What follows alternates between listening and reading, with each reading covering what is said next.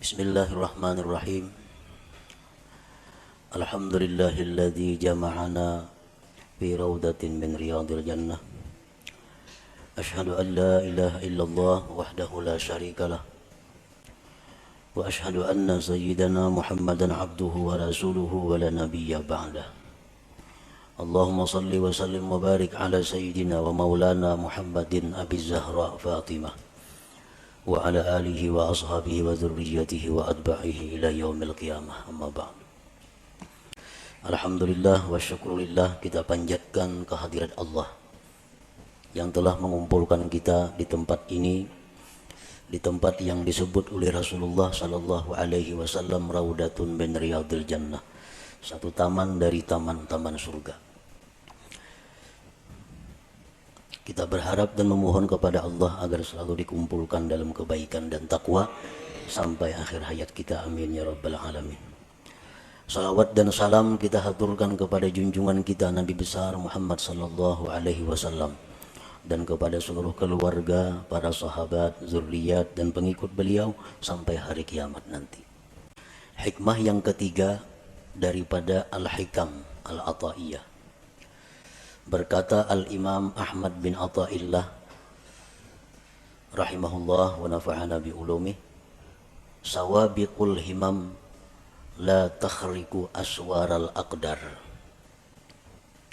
Sawabiqul himam la takhriku aswaral aqdar. Artinya keinginan yang cepat, himmah yang kencang tidak akan bisa menembus pagar takdir Allah subhanahu wa ta'ala. Bagaimanapun keinginan kita, kuat dan kencangnya itu keinginan kita, kada akan bisa merubik atau menembus pagar-pagar takdir Allah subhanahu wa ta'ala. Para muhibbin rahimakumullah, sawabiqul himam itu bisa dimaksudkan dengan quwwatul azimah, artinya kekuatan cita-cita. Nah, kekuatan keinginan yang ada di dalam hati kita. Kita ada mempunyai cita-cita, ada mempunyai keinginan. Keinginan kita itu ada lemah, ada kuat. Kalaunya lemah, keinginan kita habis hanya sampai keinginan itu. Kada tapi hendak juga. Hendak aja cuma kan tapi hendak. Nah, itu ngarannya keinginannya lemah. Nah, keinginan yang kuat disebut dengan quwwatul azimah. Keinginan yang kuat. Keinginan yang kuat dalam diri kita itu menimbulkan beberapa perkara. Satu, al-kasbu, usaha. Nah, kita kepingin benar, hendak benar lawan sesuatu. Hendak benar kita jadi orang sugih. Hendak benar jadi orang alim. Hendak benar jadi orang salih. Lalu dari keinginan kehendak yang kuat itu timbullah usaha. Nah, timbul usaha. Bagi yang hendak sugih lalu inya bahimat usaha mencari rezeki. Bagi yang keinginan kuat hendak jadi orang alim, usaha bahimat mengaji ke situ kamari memperbanyak ilmu. Bagi orang yang punya keinginan kuat hendak jadi orang salih, macam-macam amalan diamalkannya. Quran, tahajud, salawat, macam-macam supaya jadi orang salih. Nah, itu artinya adalah usaha yang timbul dari keinginan yang kuat. Yang kedua, keinginan yang kuat di dalam diri kita itu bisa menimbulkan juga doa. Nah, doa. Ini keinginan ini luar biasa di dalam hati, menggebu-gebu. Akhirnya berdoa lawan Tuhan. Ya Allah, hamba hendak jadi kainina. Hamba hendak jadi orang ini nah. hamba hendak jadi itu, nah kenapa maka berdoa itu inya, karena kada tahan lagi menyandang keinginan di dalam dadanya, kada tahan lagi menyandang sampai meminta lawan Allah, lalunya berdoa. Nah yang ketiga, dari keinginan yang kuat itu timbul sesuatu yang disebut ngarannya tawajuh. Nah, tawajuh ini apabila dari orang salih ngarannya karamat, bila dari orang fasik ngarannya istidraj. Orang bahari batu, nah ini batu, cuma karena keinginan yang kuat di dalam hatinya, batu itu ditawajuhkannya menjadi emas, jadi emas batu itu, jadi emas. Duit, daun itu diambilnya, keinginannya yang kuat dalam hati supaya daun ini jadi duit, lalu tawajuhnya luar biasa kepada itu, daun dibuka jadi duit. Nah, amun ini orang salih ngarannya karamat, orang wali ini. Amun itu orang-orang fasik ngarannya istidraj, lanjuran. Orang dahulu mengambil handayang, nah, handayang betengi ponyor, lalu ditawajuhnya jadi buaya, jadi buaya.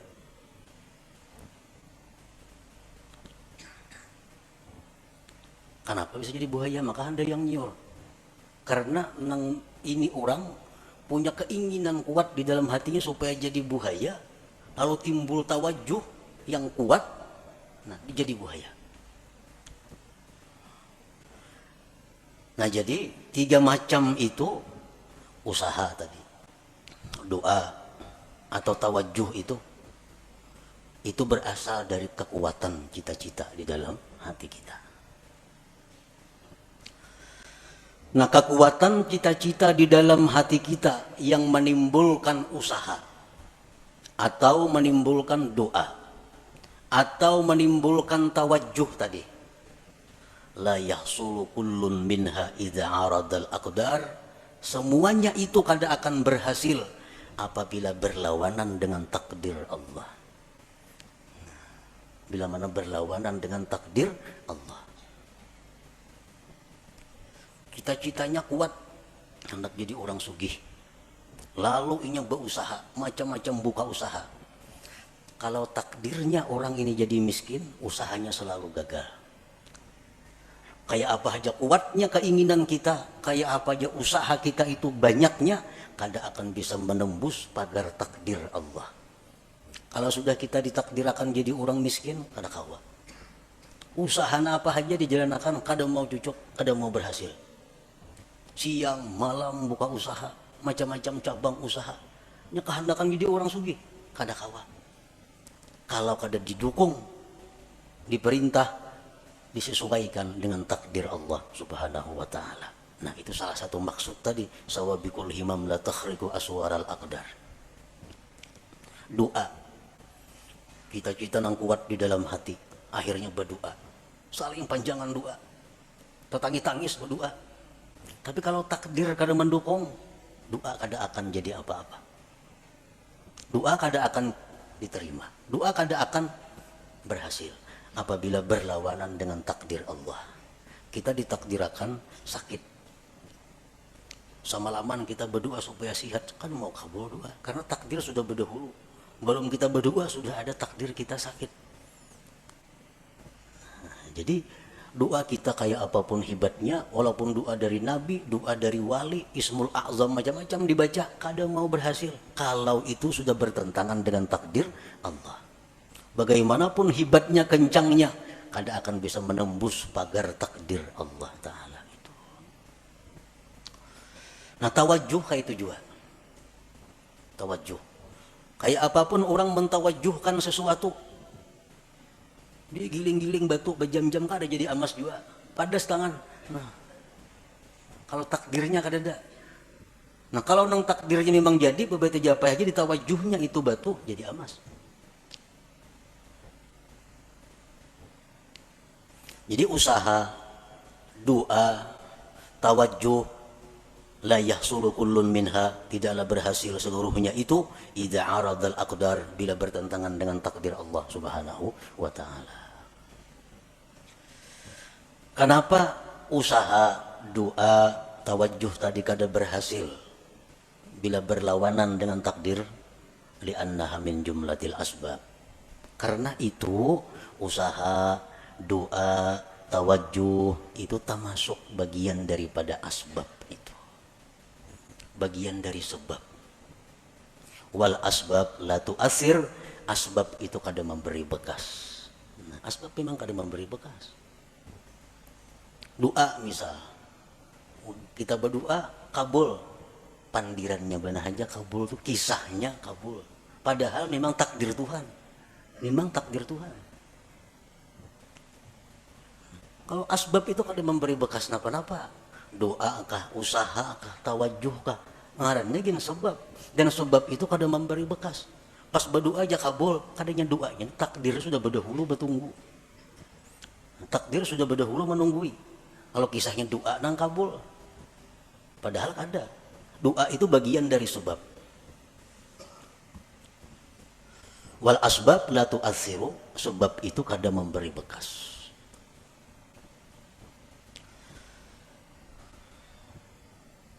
Kalau sebab itu kada memberi bekas, nang apa gunanya? Sebab itu kada memberi bekas, nang apa gunanya? Nah, dari satu sisi atau beberapa sisi, sebab itu bisa dicontohkan dengan khadam. Khadam. As-sabab khadamul aqdar. Sebab itu adalah merupakan pembantu takdir. Sebab itu pembantunya takdir. Nangaran pembantu apa kekuatannya ada? Pembantu musibati lambung, mun patuarannya kada mengijinakan kada kawan. Pembantu kada ada daya. Berangkat, boleh, angkat ini, angkat, turunakan ini, turun, pembantu.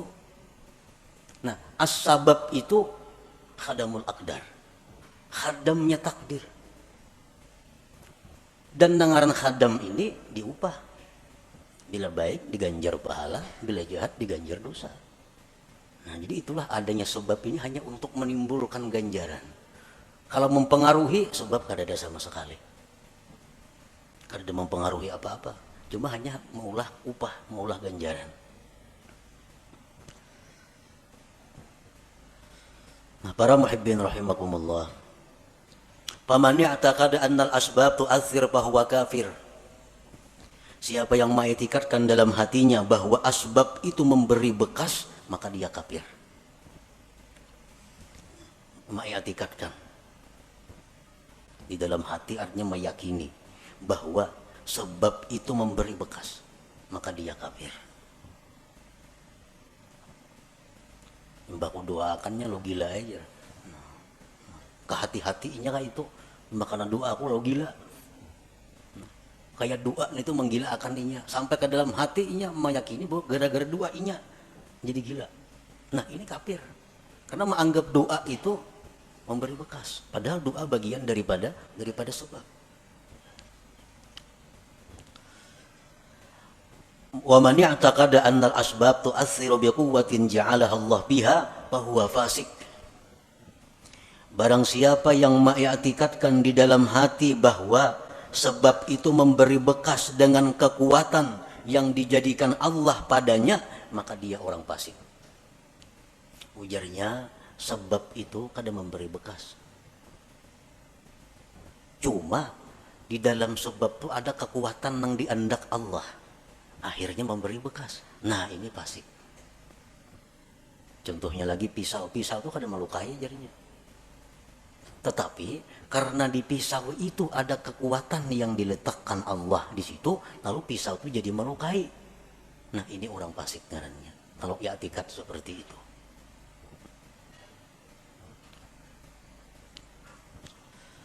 Wa man ya'taqada annal asbab la tu'assiru wal mu'assiru huwallahu wahdah lakin mata wujidatil musabbabat fahuwa jahil. Dan siapa yang mengiktikadkan bahwa sebab itu tidak memberi bekas, yang memberi bekas itu hanyalah Allah semata, Tetapi apabila ada sebab maka ada musabab, maka itu orang namanya jahil. Itu orang ngarannya jahil. Ujarnya, sebab itu kada memberi bekas. Nang memberi bekas itu Allah wahdah, Allah semata. Tetapi jarnya bila ada sebab ada musabab. Nah ini orang jahil. Api itu kada membakar. Nang membakar itu jarnya adalah Allah. Kalau api itu kada memberi bekas. Nang memberi bekas itu Allah. Tetapi jadi bila tagatuk api pasti luyuh. Nah itu orang jahil ngarannya. Ini orang jahil. Banyaknya orang yang dibakar api kada luyuh. Nabi Ibrahim contohnya, karena api dalam api kada sing luyuhan, kedinginan lagi sih. Nah ini menunjukkan bahwa ada sebab belum tentu ada musabab.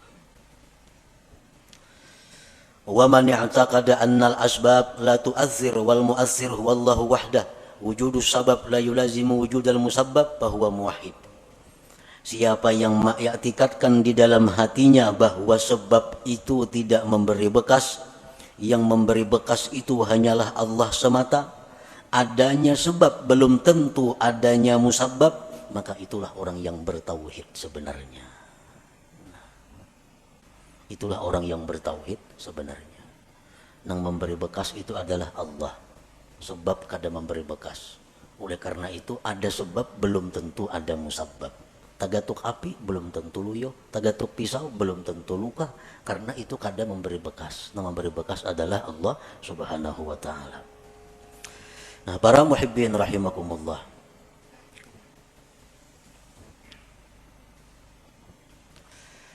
Jadi termasuk di antara sebab tadi adalah al-kasbu, usaha. Usaha itu sebab. Yang kedua doa itu sebab. Yang ketiga tawajuh itu pun ngarannya sebab. Oleh karena itu banyak usaha kita nang kada berhasil, banyak doa kita nang kada terwujud, banyak tawajuh orang-orang nang gagal. Kenapa? Karena bertentangan, kada didukung oleh takdir Allah Subhanahu wa taala.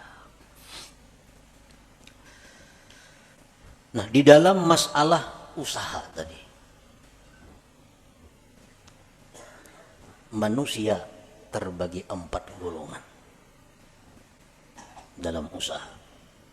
Yang pertama, may yara rizqa minallahi ta'ala wa minal kasbi. Ada orang yang melihat atau meyakini rezeki itu dari Allah dan dari usaha. Ini meyakini rezeki itu dari Allah dan dari usahanya. Gabungan dua itu datanglah rezeki. Bahwa musyrik, maka ini orang ngarannya musyrik, menyekutukan Allah. Bujurai, rezeki daripada Allah. Engkau ada berusaha, mana datang duit? Nah, itu orang musyrik itu. Ada boleh dietikatkan dalam hati. Tahu rezeki daripada Tuhan. Engkau ada buka toko, mana datang duit? Dia orang Tuhan rajin itu. Kemudian menasihati anak, ada tahu salah seorangnya. Nasihat nang salah. Anak dilajari syirik.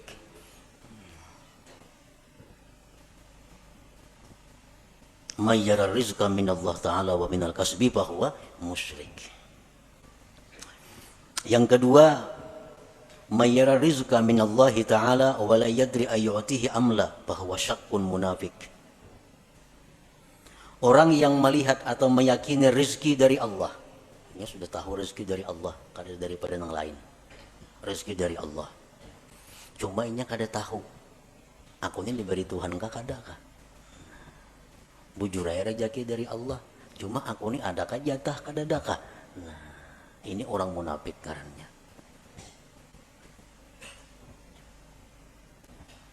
Yang ketiga, mayyara rizqa minallah wa la yuaddi haqqah aw ya'sillah li ajlil kasbi bahwa fasik.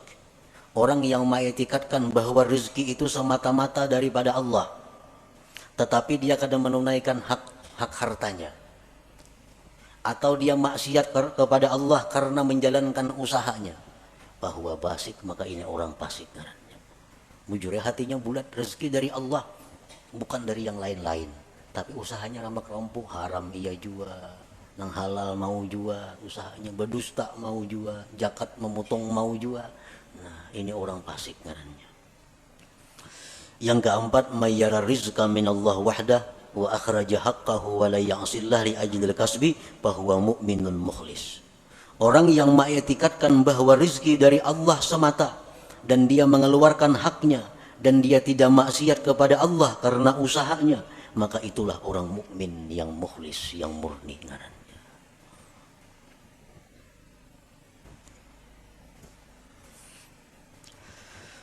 Para muhibbin rahimakumullah. Rasulullah sallallahu alaihi wasallam bersabda, beliau mengkhabarkan tentang iman. Antu'mina billah wa malaikatihi wa kutubihi wa rusulihi wal yaumil akhir wa tu'mina bil qadari khairihi wa syarrihi. Ujar Nabi, iman itu adalah kamu beriman dengan Allah. Allah mempunyai sifat 20 yang wajib, 20 yang mustahil, 1 yang harus. Nang nyaman kayak itu aja. Yang kedua, beriman dengan malaikat. Malaikat itu makhluk Allah nang suci, nang diciptakan Allah, jumlahnya hanya Allah nang tahu berapa. Kita hanya wajib tahu 10. Wa kutubihi, wajib beriman dengan kitab-kitab Allah. Kitab yang diutus ke dunia banyak, cuma kita wajib tahu 4. Wa rusulihi, dan rasul-rasul Allah, kita wajib beriman. Rasul Allah banyak, cuma kita nang wajib tahu 25 orang. Wal yaumil akhir, dan beriman dengan hari kiamat. Wa tu'mina bil qadar, dan engkau beriman dengan takdir. Khairihi wa syarrihi, baik takdir itu takdir kebaikan atau takdir yang jahat. Kita wajib beriman bahwa semuanya itu adalah ditakdirkan oleh Allah Subhanahu wa ta'ala. Nah, oleh para ulama dijelaskan bahwa kita beriman dengan takdir itu mengandung 4 hal. Kita beriman dengan takdir Allah. Beriman dengan takdir, percaya dengan takdir, itu terdiri dari 4 hal. Yang pertama, yajibu alaika an tu'mina anna wuqu'al asya tabaqan li ilmillahil azali biha. Wajib atas engkau bahwa engkau beriman bahwa terjadinya sesuatu itu sesuai dengan ilmu Allah yang azali. Apakah nang kejadian nih? Baik diri kita, baik orang lain, baik alam semesta, apapun kejadian ini, itu sesuai dengan apa yang diketahui Allah. Sesuai dengan apa yang diputuskan oleh Allah pada masa azali. Sedikit pun kadada sesuatu yang kada sepengetahuan Allah. Wajib engkau beriman bahwa terjadinya sesuatu itu sesuai dengan ilmunya Allah. Nah, yang kedua, yajibu alaika an tu'mina annahu ta'ala khalaqa af'alal ibad kullaha min khairin wa syarrin wa iman wa kufrin. Wajib atas engkau beriman bahwa Allah Ta'ala itulah yang menciptakan perbuatan hamba seluruhnya, baik jahat, iman, dan kafir.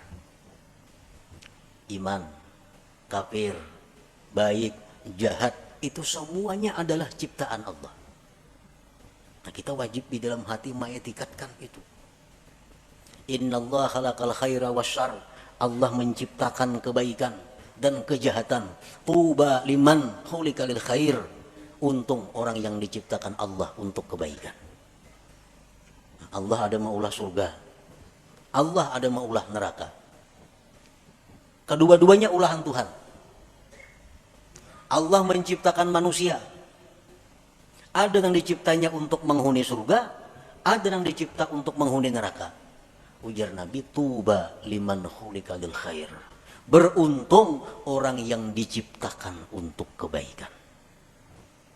Sembahyang mudah, beribadat mudah, menuntut ilmu lancar, nang haram-haram mudah menjauhi. Ini tubah, beruntung orang seperti ini. karena diciptakan Tuhan untuk kebaikan. Yang ketiga, yajibu alaika an tu'mina, wajib engkau beriman annama qaddarahullah fi azalihi la budda min wuqu'ihi wa ma la yuqaddiruhu yastahilu wuqu'uhu. Wajib engkau beriman bahwa sesuatu yang ditakdirkan Allah itu pasti terjadi. Dan yang tidak ditakdirkan Allah mustahil terjadi. Itu yang ketiga, yang wajib kita percayai, kita i'tikadkan di dalam hati kita, bahwa apa yang ditakdirkan Allah itu pasti terjadi. Apa yang ditakdirkan Allah itu ampun kita. Apa yang ditakdirkan Allah itu jatah kita. Mau kada mau pasti mendatangi kita. Kita kada hendak mendatangi, inyan datangi. Inyan datangi. Ada orang fakir datang kepada Rasulullah sallallahu alaihi wasallam. Diberi Nabi kurma. Nah, kurma je Nabi, ini ampun ikam. Kurma ni je Nabi. Jaka ikam kata datang je Nabi, kurmanya datangi ikam ke rumah. Jaka ikam je Nabi kata datang ngasihnya, kurmanya datang ke rumah ikam. Karena ini ampun ikam kurma ni. Sesuatu yang ditakdirkan Tuhan itu bukan ampun kita. Mengapa? Karena bukan ampun kita, jatah kita, mustahil jadi milik kita. Mustahil jadi milik kita. Mesti beambung kita hendak minta, kada kawa. Namun itu kada ampun kita. Iya nang tadi, kita berusaha, kita berdoa, ampun nang diminta ini kada ampun kita, kayak apa? Peminta ampun kita. Belum minta diberi Tuhan. Nang sulit ini kita minta nang kada ampun kita, lalu kada kabul lupa itu. Jadi wajib kita beriman annama qaddarahullah fi azalihi, sesuatu yang Allah takdirkan pada azalnya la budda mi wuqu'ihi, tidak boleh tidak atau pasti terjadi, wa ma la yuqaddiruhu yastahilu wuquhu, dan sesuatu yang tidak Allah takdirkan mustahil terjadi. Rasulullah SAW menasihati kita, khususnya sidin menasihati orang-orang yang tamak, orang-orang yang di dalam hatinya menggebu-gebu mengepung dunia. Ujar Nabi, ajmilu fit talab. Ujar Nabi, ajmilu fit talab artinya apa? Elok-eloklah mencari rezeki itu, baik-baik mencari rezeki itu. Kenapa sebabnya? Karena ampun ikam itu pasti taka ikam juga. Amun itu memang ampun ikam, taka ikam juga datangnya. Amunnya kada betah dapat. Karena itu kada ampun ikam. Jadi bercari bujur-bujur nang halal, aturan Allah ka ini, aturan agama, turuti itu. Nah, turuti itu. Karena kalau itu memang ampun ikam, pasti sampai kepada engkau. Doa Sayyidina Ali karramallahu wajhah. Allahumma srif qalbi amma sarabtahu anni. Ini doa yang sangat pendek tetapi mantap. Allahumma srif qalbi amma sarabtahu anni. Artinya apa? Ya Allah, palingkan hatiku. Jangan menoleh artinya. Ya Allah, palingkan hatiku. Jangan menoleh, jangan menghendaki, jangan mengingini. Ma sarabtahu anni, sesuatu yang memang bukan jatahku. Jadi amun itu tuh kada ada jatah seorang, jangan ada hendak hati ini. Nangal ini hendak pas kada ada jatahnya lalu sakit hati. Nah, hendak lawan itu bukan jatah kita. Nah, jadi Allahumma srif qalbi amma sarabtahu anni. Ya Allah, palingkanlah hatiku dari sesuatu yang telah kamu palingkan dia daripadaku.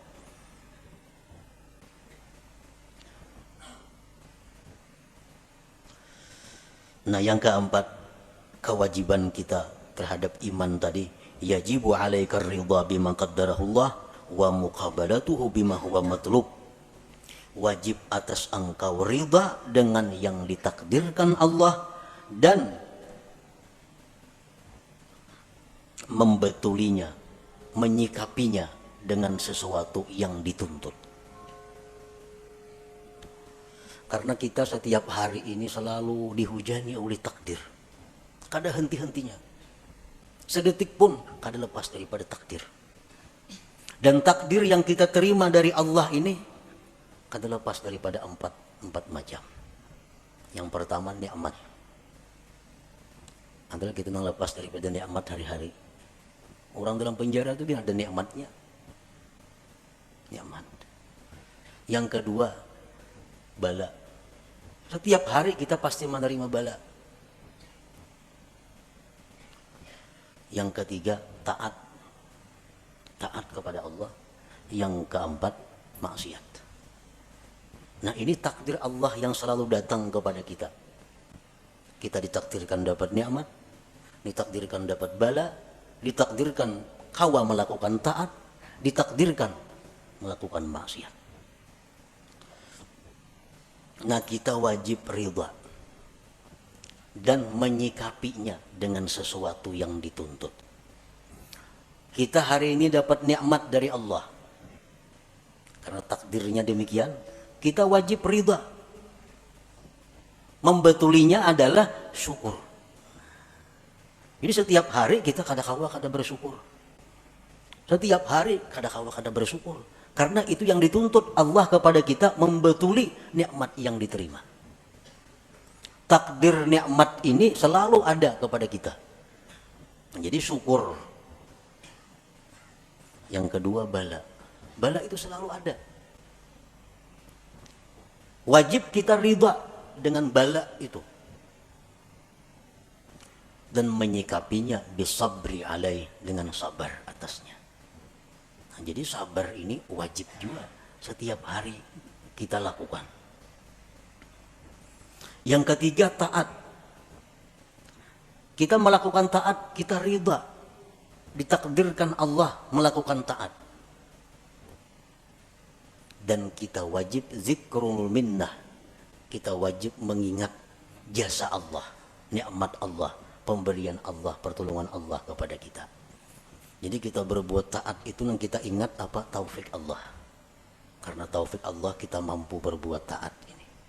Nah, kita berbuat taat, ada zikrul minnah, mengingat itu. Ingat bahwa kita ini mampu berbuat taat ini karena ditolong Allah, dibantu Allah, diberi taufik oleh Allah. Yang keempat, maksiat. Nah, kita ditakdirkan hari ini maksiat, kita ridha dengan takdir itu. Ridha dengan takdir maksiat. Nah, menyikapinya dengan kembali dan tobat kepada Allah fauran bersegera. Nah, jadi 4 hal itu termasuk dalam kandungan antu'mina, bahwa kamu beriman bil qadar, dengan takdir khairihi wa syarrihi tadi. Nah, para muhibbin rahimakumullah. Kalau kita beriman dengan takdir, iman kita dengan takdir ini asalkan bujur-bujur akan membuahkan banyak manfaat, membuahkan banyak buahnya. Oleh para ulama disebutkan samaratul iman bil qadar, buah iman dengan takdir itu pertama al-itminan, tenang. Tenang, hidup tenang. Artinya kada gelisah, apalagi stres. Orang stres, orang kebanyakan pikiran tuh orang kada beriman dengan takdir. Samuan asa seorang mau urusinya, samuan asa seorang na menanggungnya, akhirnya stres. Padahal jakanya beriman dengan qadar ini, beriman dengan takdir ini, hidupnya akan itminan, tenang. Yang kedua, at-tawakkul. Orang yang beriman dengan takdir, hidupnya penuh dengan tawakal kepada Allah. Yang ketiga, ada mutaubih li khalqillah. Kada mau mencela, kada mau meniwas lawan makhluk Allah. Anas bin Malik berkata, aku 10 tahun berkhadam dengan Rasulullah sallallahu alaihi wasallam. 10 tahun berkhadam. Kada pernah Nabi itu meniwas aku. Kenapa kamu kayak ini? Maka aku suruh jangan. Nah, kada mau Nabi kayak itu. Kada pernah Nabi berkata, kenapa kamu kayak itu? Maka aku tengati. Nah, kalau kita beriman dengan takdir, kada ada istilah meniwas, menyalahkan makhluk Allah. Dan yang keempat, buah kita iman dengan takdir adalah ighlaqu babi syaitan bi'in walau mengunci, menutup pintu syaitan. Syaitan ini suka mewaswisi hati kita dengan jikalau, andai kata, umpama. Nah, itu pintu syaitan. Ikam pang jalan situ, jaka ikam jalan sana, apa lain tuh kisahnya. Nah, ikam jalan sini sunyi, banyak orang jahat. Makanya ikam kerampukan tuh. Ikam jalan sini, jaka ikam jalan sebuting sana, nah gak ada apa-apa situ. Nah, itu jaka. Ini orang yang kada beriman dengan takdir. Kalau kita percaya dengan takdir, pintu itu tertutup. Nabi pun melarang, jadi Nabi jangan diucapkan lau-lau atau jikalau itu, karena itu membuka ruang bagi syaitan untuk masuk ke dalam hati kita. Rasulullah sallallahu alaihi wasallam bersabda, "Lau anna li ahdihim mithla Uhudin zahaban, fa anfaqahu ma qabilallahu minhu hatta yu'mina bil qadar." Jikalau bahwa bagi salah seorang mereka itu seperti gunung Uhud emas. Bisi gunung Uhud tapi emas, disumbangkannya emas itu, Allah kada akan menerima sumbangannya itu sebelum dia beriman dengan takdir. Jadi beriman dengan takdir. Nah, kesimpulan daripada apa yang disampaikan oleh Imam Ahmad Ibnu Athaillah dalam hikmah yang ketiga ini, sawabiqul himam, bahwasanya himmah yang cepat atau kuatnya cita-cita seseorang, la takhriqu aswal aqdar, tidak akan bisa merubik takdir. Bagaimanapun usaha kita, bagaimanapun doa kita, bagaimanapun tawajuh kita, kada akan bisa berhasil kalau itu bertentangan dengan takdir Allah Subhanahu wa taala. Bukan berarti beliau ini menghimbau kita untuk menjauhi sebab. Bukan berarti demikian. Tetapi yang ingin beliau tekankan adalah bahwa mengembalikan sesuatu itu kepada takdir Allah Subhanahu wa taala. Silahkan kita berusaha, silahkan kita berdoa, silahkan kita tawajuh, tapi ujungnya kita mesti ingat bahwa semua itu adalah takdir daripada Allah Subhanahu wa taala. Nah, itu maksudnya. Ya Allah biha, ya Allah biha, ya Allah bi husnil khatimah. Ya Allah biha, ya Allah biha, ya Allah bi husnil khatimah. Ya Allah biha, ya Allah biha, ya Allah bi husnil khatimah. ويا أيها الرجل منه شفاعة صلوا عليه وسلموا تسليما. اللهم صل